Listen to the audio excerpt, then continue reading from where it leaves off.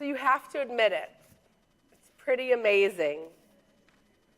Sometimes I can't believe what I'm seeing. Someone's actually capable of such physical excellence. Each night this week, I've watched the Olympic Games. For those of you who have also tuned in, you have to admit, it's unbelievable what some of the athletes are capable of doing. Never in my life have I noticed the details of someone's butterfly stroke, downhill velocity, Patterson dismount, or paddling to make the gate amidst intense water rapids. With muscles bulging as one holds a 2-second strength pose on the rings or shakes out the tenseness while standing on the starting platform, I shake my head and wonder, how do they do it? I watched the synchronized diving and thought, how is it possible for a person to perform such intricate twists and turns, let alone do them alongside a teammate at the same time and worry about how much splash they're making?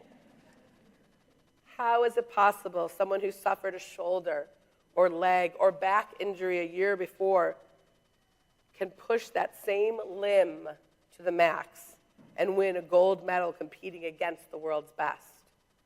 How is it possible that human beings can accomplish such fantastic strength and skill?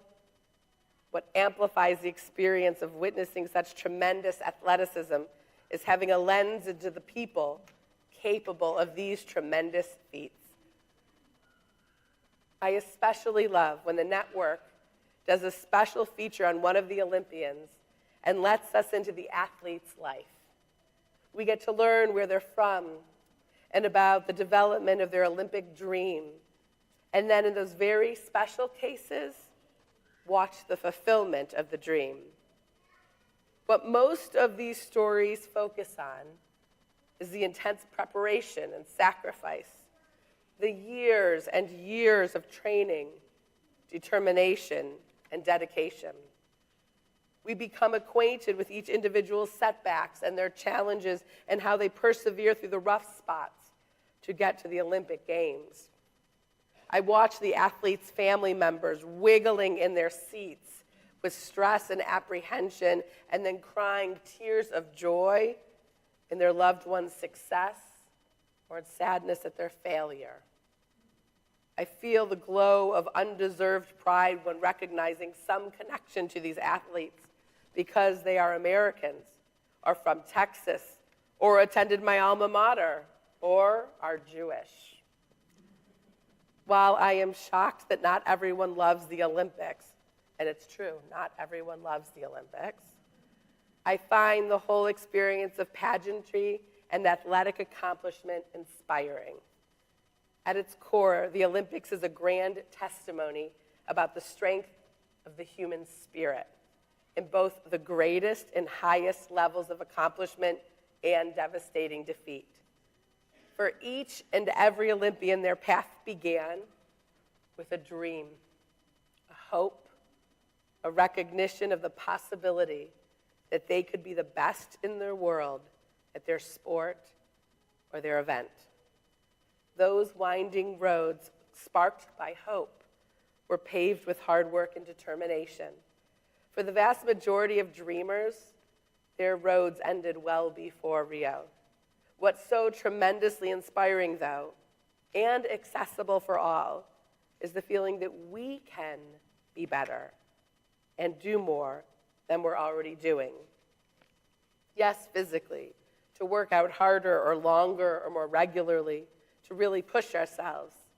And this elaborate demonstration of greatness has the potential to inspire us beyond the physical realm, but in all of our life, to strive to be the very best in what we do, our work and our play, our relationships, and volunteerism. Are you a gold medal professional? Could you win the all-around competition for being the best in your field of study? Would you top the podium for parenting? More importantly, do you ever feel inspired to try? So you may be thinking, what's Jewish about any of this? Yes, I could list the Jewish Olympians or athletes who have ascended the podium in recent days, but I think there might be a little bit more to it. This week, we read from the beginning of Deuteronomy. In these first chapters, we read the prologue to the last book of the Torah, a sort of preparation for the instructions, laws, warnings, blessings, and curses that Moses will share with the people. Most of this portion retells the events from Exodus, Leviticus, and Numbers, and there are both similarities and differences in the accounts.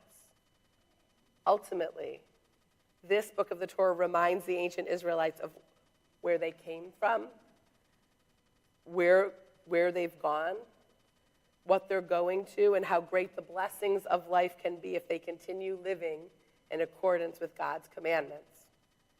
The Torah gives a blueprint for ethical living and instruction of what we should strive for and how to treat others as we go towards that. It points us in the direction of our best selves, our best lives. Likewise, the Olympics are steeped rich in history and tradition. It's a connection to where people come from being emphasized. There's lots of rules of engagement, and there is an ever-forward emphasis and celebration of greatness and being the very best.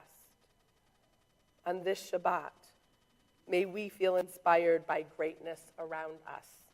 May the messages of Torah and competitive sport that surround us be sources of possibility, encouraging us forward with a solid foundation of where we come from and of who we really are. May we aspire to ascend the podiums of greatness in our lives, doing and being more than we ever dreamt possible. Shabbat Shalom.